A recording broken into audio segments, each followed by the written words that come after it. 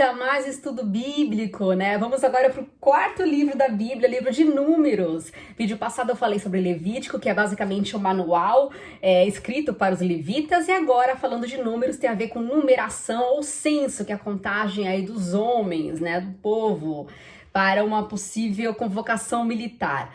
Bom, no livro de Números também vai perceber muito sobre a murmuração do povo, né? A distância do Monte Sinai, onde eles acamparam, iniciaram o acampamento deles até a Terra Prometida, a Terra de Canaã, era de 350 quilômetros, não era longo o caminho. Mas, como o povo só murmurava, Deus mandava eles darem volta de novo no monte, e aí automaticamente eles ficaram lá no deserto. Então, as únicas pessoas, né, que sobreviveram dessa geração, da antiga geração, até o final desse período de 40 anos, tá? Porque o povo ficou 40 anos no deserto, e Números fala desses 38 anos, foi o Moisés, Josué e Caleb. Então esses três da primeira geração conseguiram chegar no final desse período, os demais todos morreram no deserto.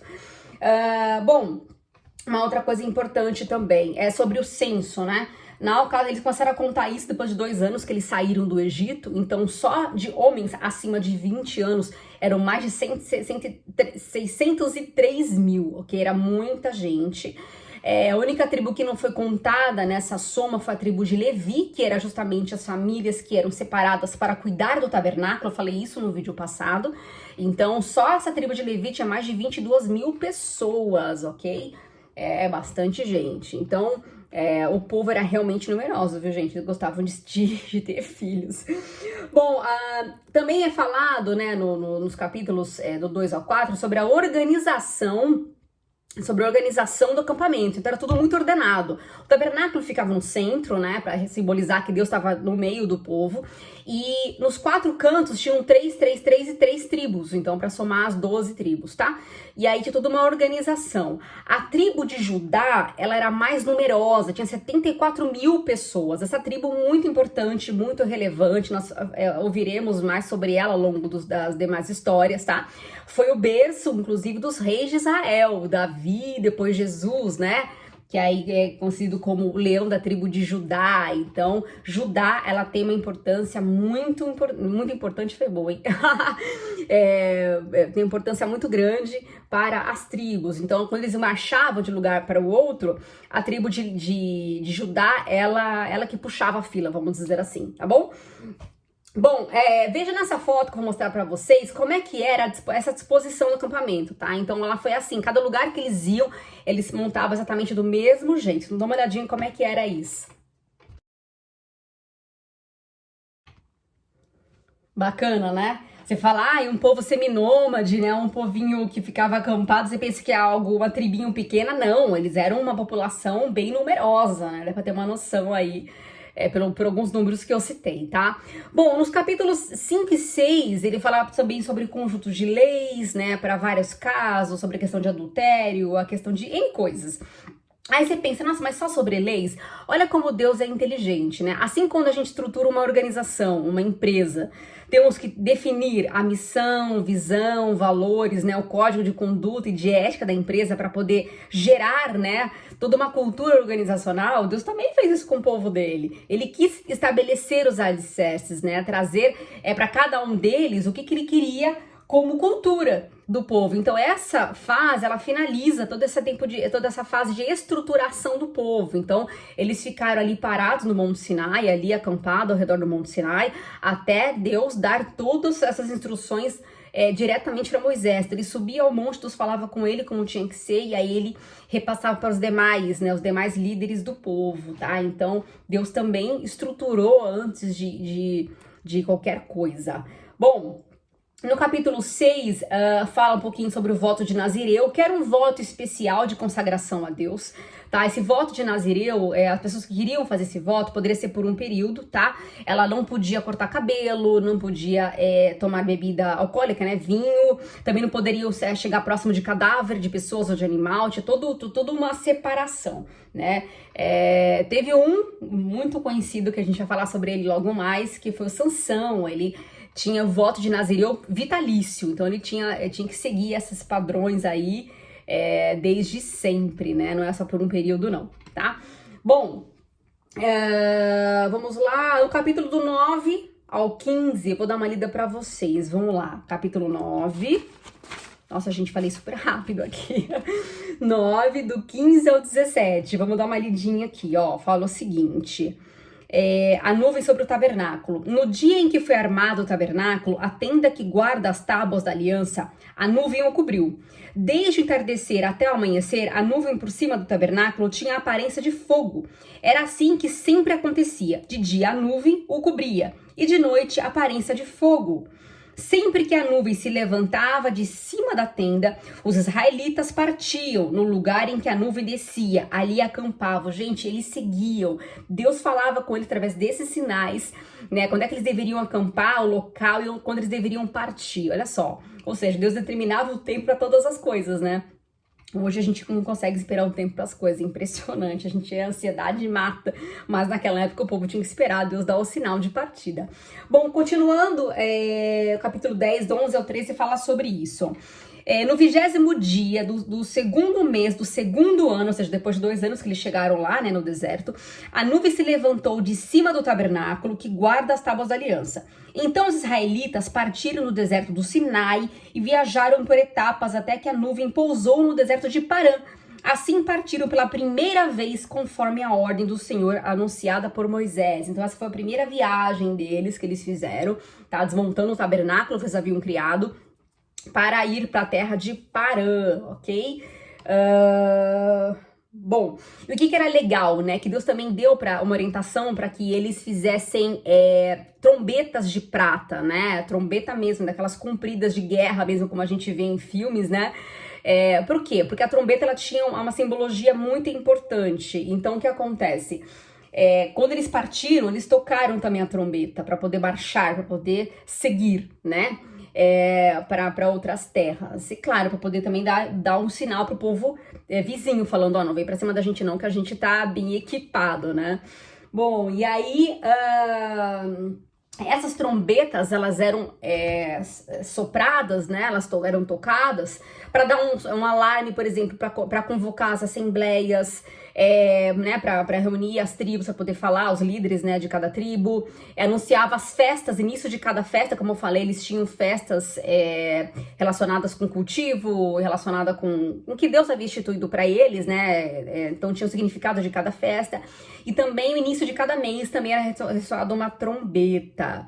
Esse instrumento, então, ele aponta para anunciar sempre coisas importantes, tá? Tanto é que lá no Novo Testamento, a gente vai falar sobre isso, a vinda de Cristo, a segunda vinda de Cristo, vai ser tocada uma trombeta, a Bíblia diz que vai vir do céu, o som que todo mundo na terra vai escutar. Então, eu até vou ler para vocês, Mateus 24, 29 e 31, deixa eu dar uma olhadinha aqui se eu acho rapidinho.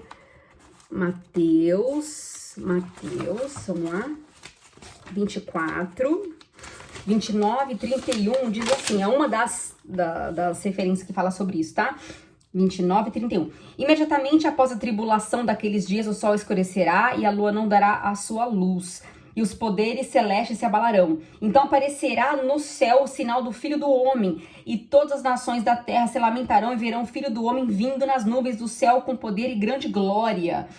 E ele enviará os seus anjos com grande som de trombeta, e esses reunirão os seus eleitos nos 4 ventos de uma outra extremidade do céu, que tá falando quando Jesus voltar para reinar. A gente vai falar sobre isso lá na frente. Bom, voltando para Números, né? Vamos lá, voltar para Números.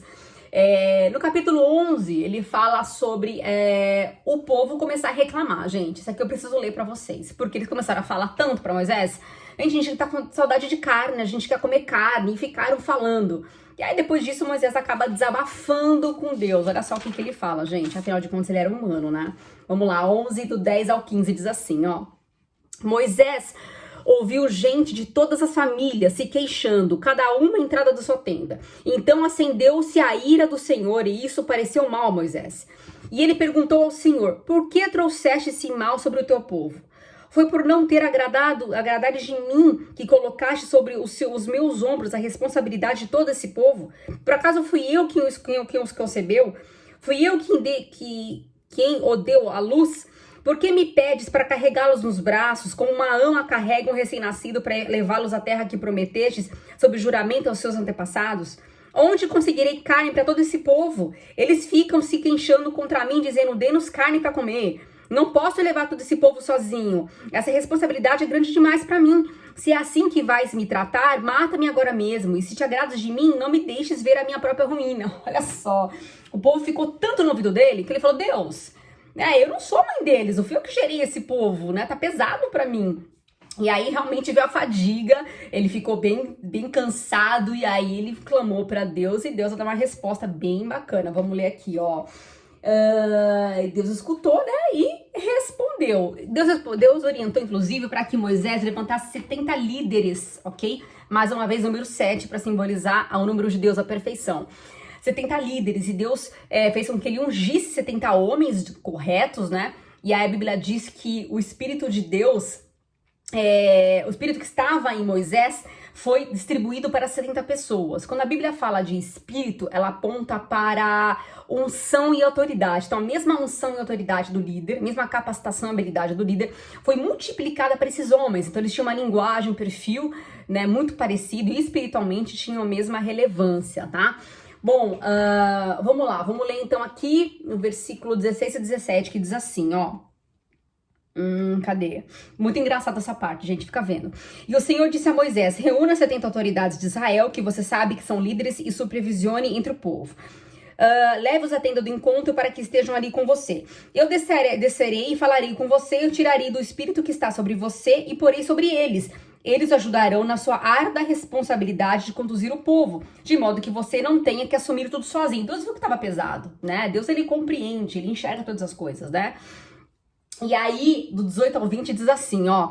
Diga ao povo, consagre-se pela manhã, pois vocês comerão carne. O Senhor os ouviu quando se queixaram a ele, dizendo, se tivéssemos carne para comer, estávamos melhor no Egito. Agora o Senhor dará carne a vocês e vocês a comerão. Vocês não comerão carne apenas um dia, ou 2, ou 5, ou 10, ou 20, mas um mês inteiro, até que saia a carne pelo nariz de vocês, gente. E vocês tenham nojo dela, porque rejeitaram o Senhor que está no meio de vocês e se queixaram a ele, dizendo, por que saímos do Egito? Então Moisés falou assim, chega, já que vocês querem carne, então vamos comer carne até sair pelo nariz, olha isso. Né, porque assim, poxa, ele via que Deus cuidava dos detalhes, né, só que o povo esquecia disso, poxa, né, o que Moisés queria dizer, vocês eram escravos no Egito, Deus tirou, vocês estão aqui livres, donos do próprio nariz, estão reclamando do menu, do cardápio, né, então realmente também ficou muito irado, então enfim, foi isso que aconteceu, gente, esse babado.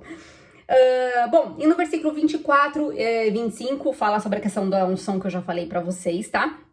Que da unção que Deus multiplicou, o Espírito sobre eles. Eles até chegaram a profetizar, ficaram todos manifestando a presença do Espírito. Foi uma coisa assim que aconteceu só uma vez também. A Bíblia diz que eles nunca mais profetizaram depois desse período. Bom, e aí por falar em unção e autoridade, né, que isso no mundo espiritual tem muita relevância, Deus considera muito, quando Deus separa alguém, ele de fato honra, ele enxerga diferente como nós enxergamos, né? Muitas vezes a gente não acredita que Deus possa usar um parente nosso, alguém próximo, porque a gente conhece desde pequeno, então a gente acaba meio que subestimando. Mas quando Deus levanta alguém, ele não destitui, tá? É aquilo, ponto, acabou. Olha o exemplo que eu vou citar para vocês. No capítulo 12, fala que os irmãos de Moisés, tanto Miriam como Arão, eles começaram a discutir, a duvidar da autoridade, né, de Moisés. Olha só, eu preciso ler isso aqui para vocês, gente. Diz assim, ó. Será que o Senhor, eles falando, será que o Senhor tem falado apenas por meio de Moisés? Perguntaram. Também não tem falado por meio de nós? Aí que diz assim, ó, e o Senhor ouviu isso. Ele ouviu a Miriam e Arão falando isso. Ora, Moisés era um homem muito paciente, mais do que qualquer outro que havia na terra. A gente tá vendo isso, né, gente? Imediatamente, o Senhor disse a Moisés, a Arão e a Miriam, dirijam-se à tenda do encontro, vocês três. Deus chamou os três para conversar lá na tenda, lá no tabernáculo. E os três foram para lá. Então o Senhor desceu numa coluna de nuvem, teofania, e pondo-se à entrada da tenda, chamou Arão e Miriam. E os dois vieram à frente e ele disse, chamou aqui, ó, tete a tete. Ouçam as minhas palavras quando entre vocês há um profeta do Senhor. A ele me revelo em visões, em sonhos falo com ele. Olha só. Não é assim, porém, como meu servo Moisés, que é fiel em toda a minha casa, com ele falo a face claramente, não por enigmas, e ele vê a forma do Senhor. Por que não temeram criticar meu servo Moisés? Ele falou assim, gente, eu me manifesto para ele diretamente. Vocês não estão temendo falar assim do Moisés, que fui eu que levantei, eu falo com ele face a face. Nossa, foi demais, né? Por que não temeram criticar, né, meu servo Moisés? Então a ira do Senhor acendeu contra eles e eles os deixou. Ou seja, aqui fala até que a Miriam, ela ficou com lepra. E aí depois Moisés, que era o homem mais manso da terra, pediu para Deus curar a irmã dele. Deus, né, reverteu o quadro. Mas assim, a questão para Deus isso é muito importante, pra gente não criticar a liderança. Então hoje é muito comum a gente meter, né, falar e criticar liderança, que não sei o que, do pastor, do padre, não sei o que. Gente, se por acaso Deus levantou, não fale mal. A gente tem nossas opiniões, mas não fique colocando, né, dúvidas em relação à idoneidade do líder, porque Deus, ele escuta, né? Então vamos observar mais e falar menos. Na dúvida a gente tem que orar, né? Mas é isso aí, por enquanto é só. Vou no próximo vídeo continuar o livro de Números para poder, se possível, finalizar no próximo vídeo esse livro. Queridos, obrigada pela atenção de hoje e até lá.